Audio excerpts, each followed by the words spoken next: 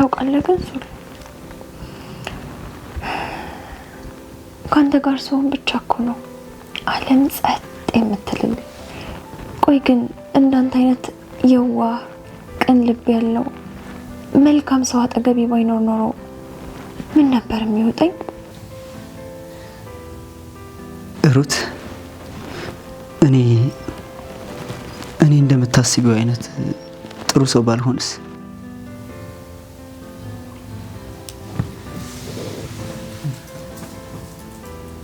አትቀልድ እንጂ ሱል አንተ እኮ ለኔ ህይወት ስትል የራስህን ህይወት አሳልፈ የሰጠ ሰው ነህ። እናቴ እንድትድንም ብለህ አላውቅም ብቻ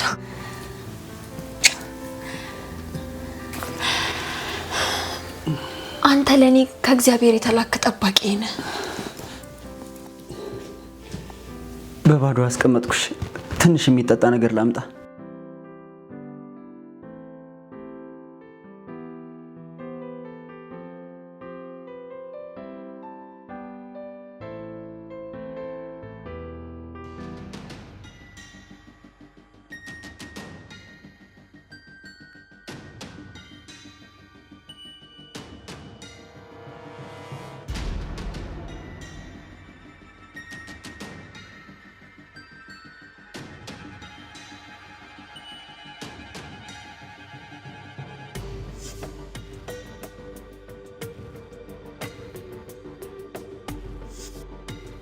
አይ አልችልም።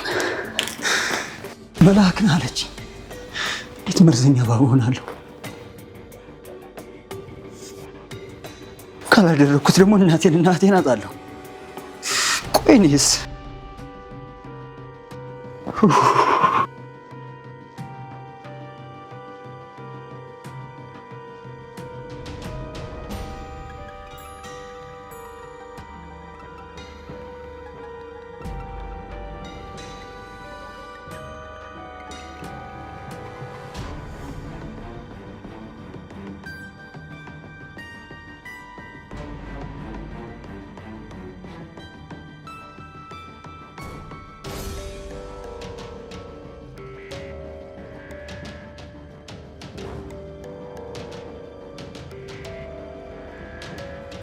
ሳሊ ናቲ ምን ይሰራ ነው? ናፍቀኸኛል እኮ። መጣሁ ሩቴ። ትንሽ ቀዝቃዛ ነገር ላዘጋጅ ብዬ ነው።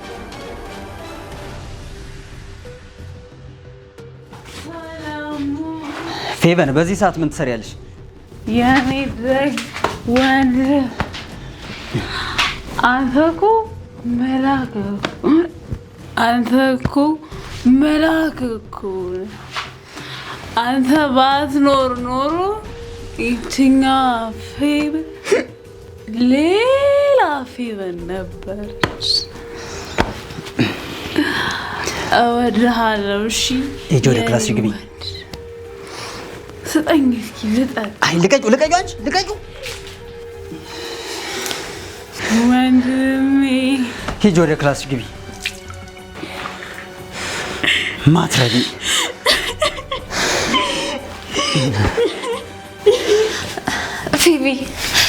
ፊቢ ምን ሆነሽ ነው? ነይ የኔ ቆንጆ ነይ። በቃ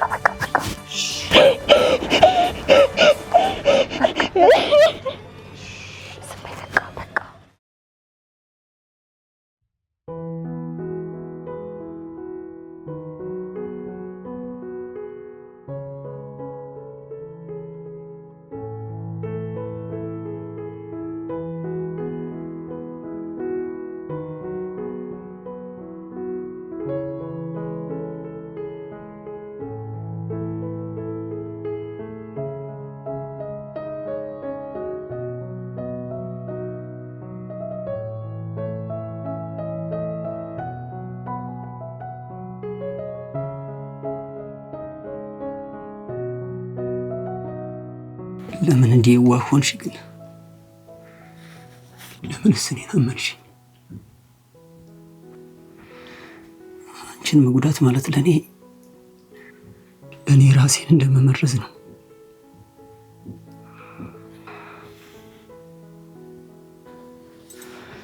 ነፍሴ አንቺን ታስቀድማለች። ደሜና ስጋዬ ደግሞ እናቴና እህቴን ይለኛል።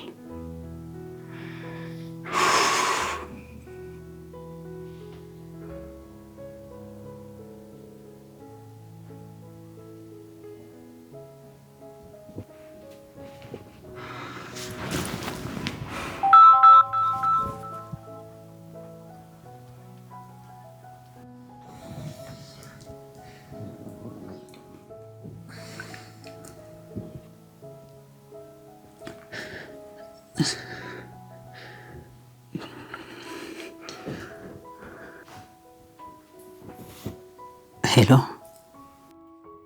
ሰለሞን፣ እየሰማኸኝ ነው? ዶሮ ሳይጮ ስራ እንደምጨርስ ተስፋ አድርጋለሁ። ያዘጋጀሁልህ መርዝ ለምን አልሰጣትም? ወይስ ፍቅር የሚባለው በሽታ ያዘ? የለም ጋሼ፣ ፌቨን አበላሸችው። ሳይሳካልኝ ቀረ።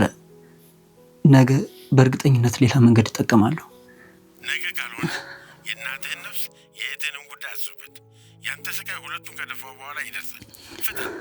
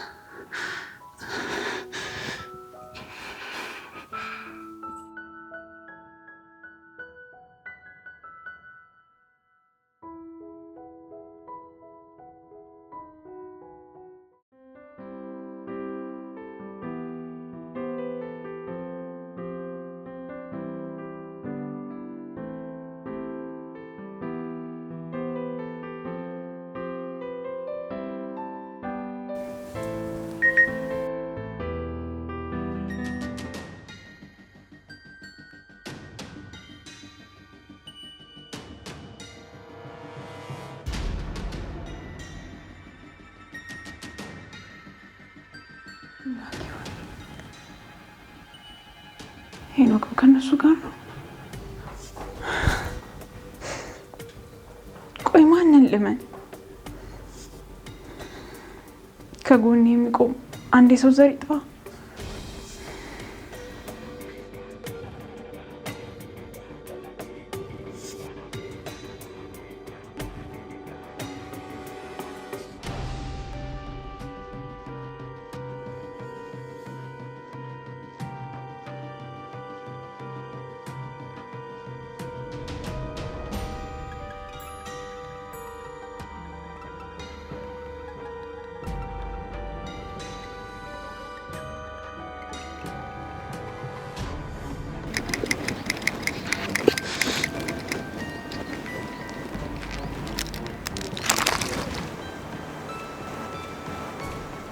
እጅን ምን ያንቀጠቅጠዋል?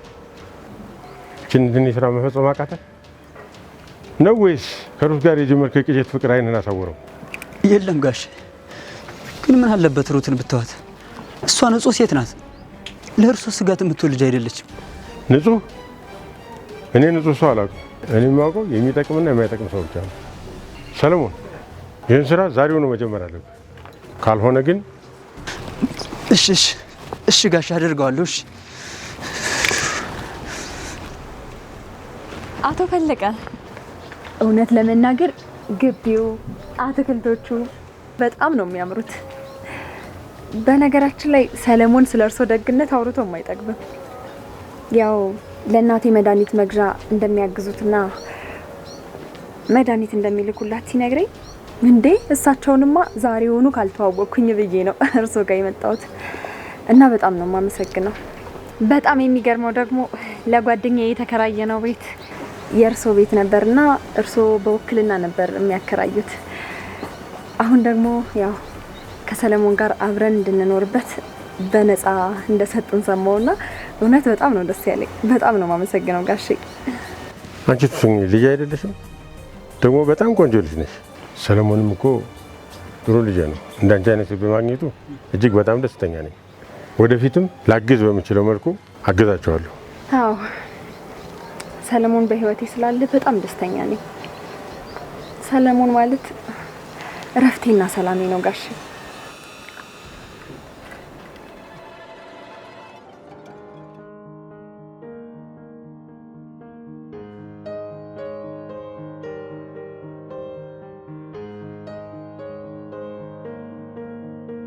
አይዞሽ። ቀቀኝ፣ አትንካኝ። አንተ ደግሞ የትኛው ስጋ ልባሽ ሰይጣን ነህ?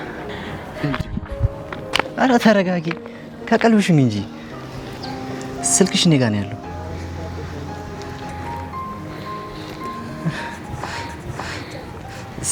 ስልክሽ እየጠራ ነው።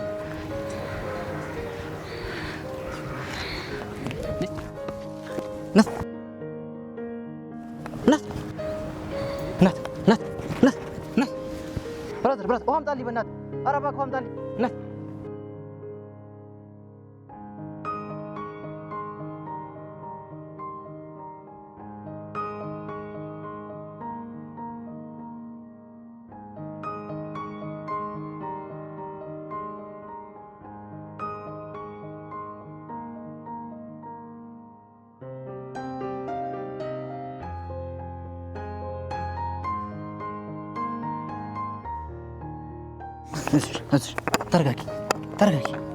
ተረጋጊ። አይዞሽ፣ እኔ ልረዳሽ እንጂ ልጎዳሽ አይደለም። በጣም ተረብሸሻል። ተረጋጊ።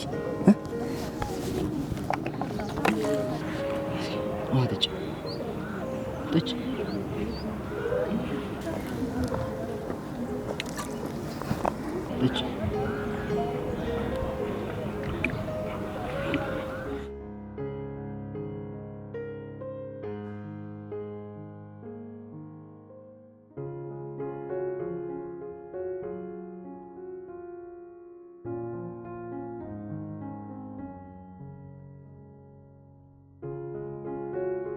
ቤቱ ጋር ነሽ?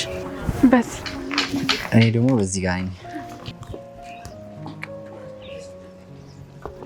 ስልክሽን ልውሰድ? ቤት መግባትሽን ለማወቅ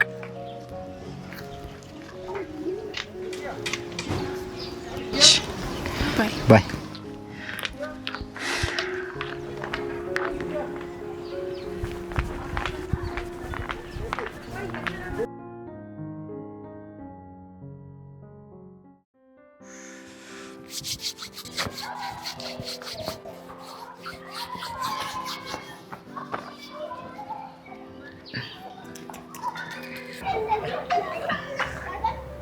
እንዴት ነሽ?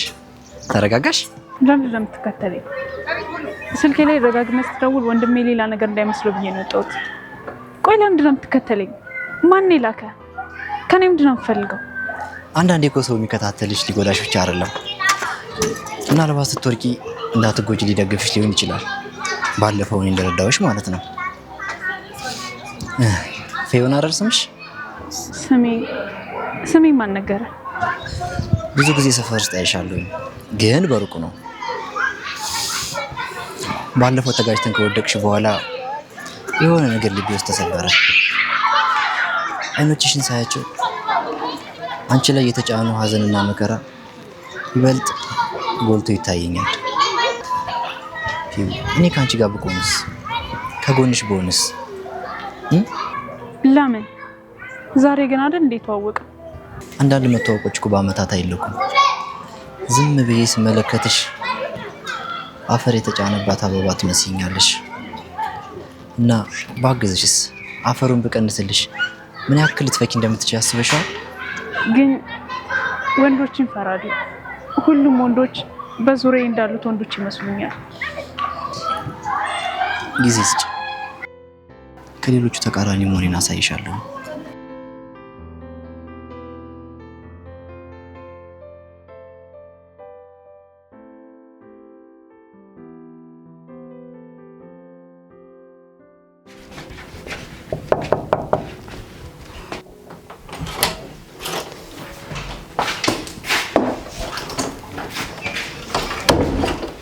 እንኳን ደህና መጣሽ።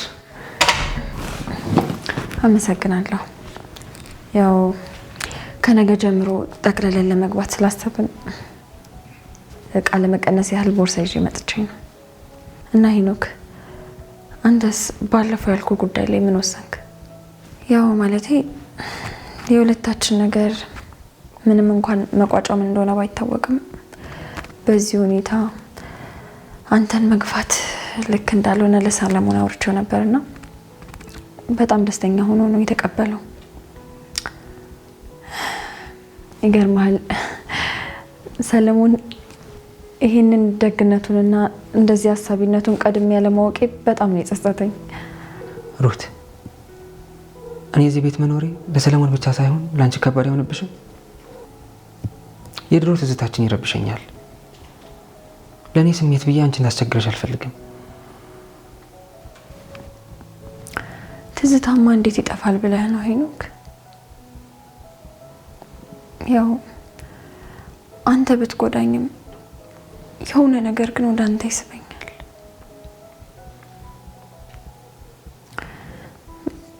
በእርግጥ ሰለሞን ይወደኛል፣ ይጠብቀኛል። አንተ ግን አንተ ደሜ ውስጥ ያለ ህመሜ ነህ። አዎ ዝም በይ። ያንቺን የዝምታ ትርጉም እንደኔ የሚረዳው ሰው የለም። እባክህ ሄኖክ እንደዚህ አታድርግ። ሰለሞን እኮ ይወደኛል። እኔም አፈቅርሻለሁ። እዚህ ቤት እንድንኖር የፈቀድሽው ለምንድን ነው? በቃ ከኔ መራቅ ስለማትፈልጊ አይደለም? አላውቅም ሄኖክ፣ አላውቅም። እኔ መራቅ ስፈልግ አንተ ደግሞ ይበልጥ ትቀርበኛለህ። ሩት ሰለሞን ጋር ብትሄጂም ልብሽ እዚሁ እኔ ጋር እንደሚቀር ታውቂዋለሽ። እኔና አንቺ መቼም አንቆራረጥም።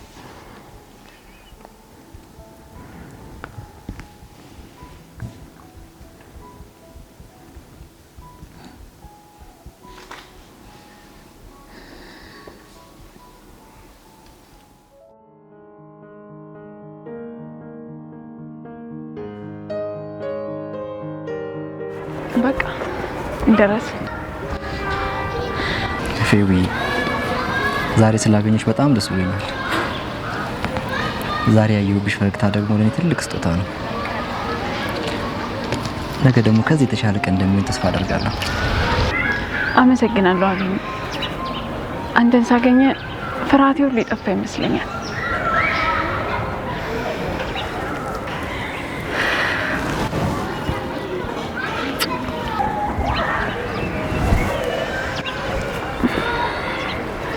በቃ ቻው ቻው።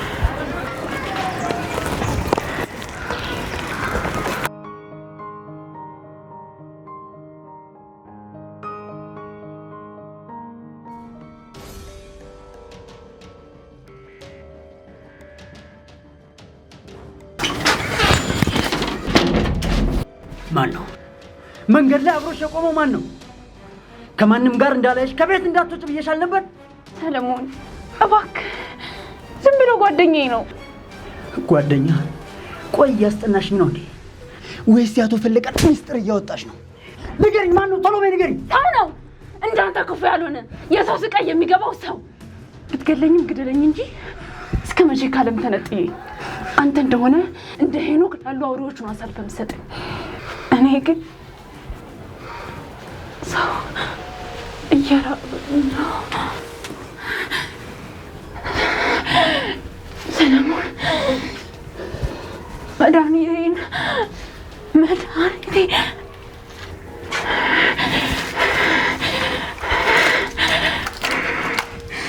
ይህን ነው እንዴ ሆነሽ ሲያይሽ ያ ሰውዬ ምን ይላል? እስኪ ምጣና ያድንሽ እባክህ ሰለሞን፣ ሰለሞን እባክህ።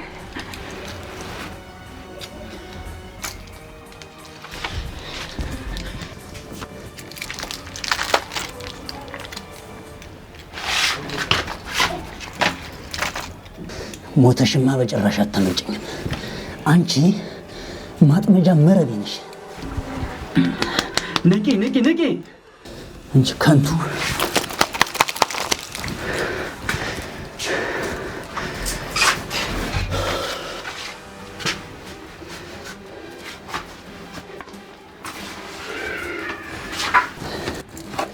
ንቂ ንቂ ንቂ።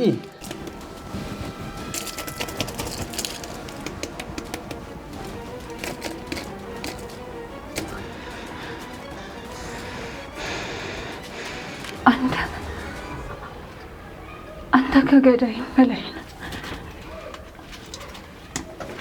ነፍሴን ሳትወስዳት ስቃዬን አራዘምኩ።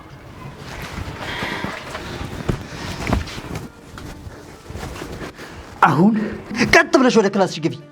ድጋሚ ያንን ልጅ ካየሁት አንቺን ሳይሆን እሱን ነው የምገለው።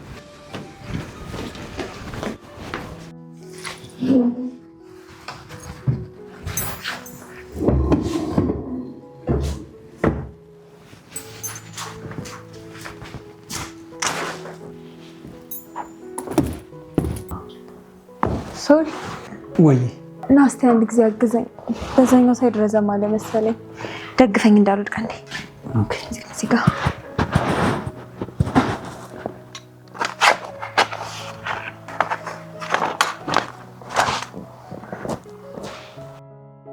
ልክ እንደዚህ ተስተካከለ። ተስተካከለ። ልክ እንደ ህይወታችን ሁሉም ነገር እየተስተካከለ ነው።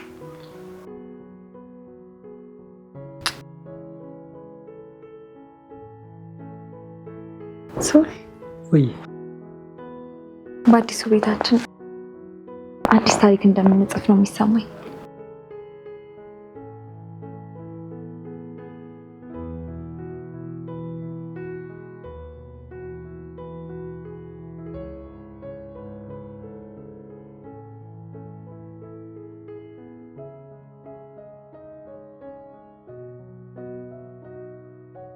አንቺ ካለሽልኝ አይደለም ይሄ ቤት ዓለም ሁሉ ትደምቃለች። እወድሻለሁ። እሺ እኔም እወድሃለሁ።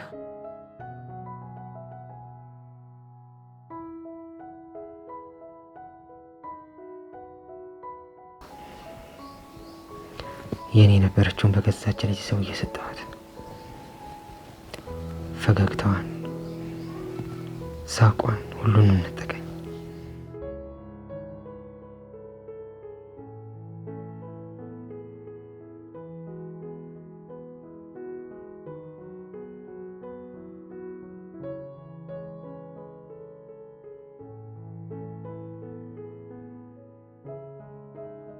ሄኖክ ና እንጂ ለምን እዛው ቆምክ? ሩት እንዴት እንዳስተካከለችው ተመልከት።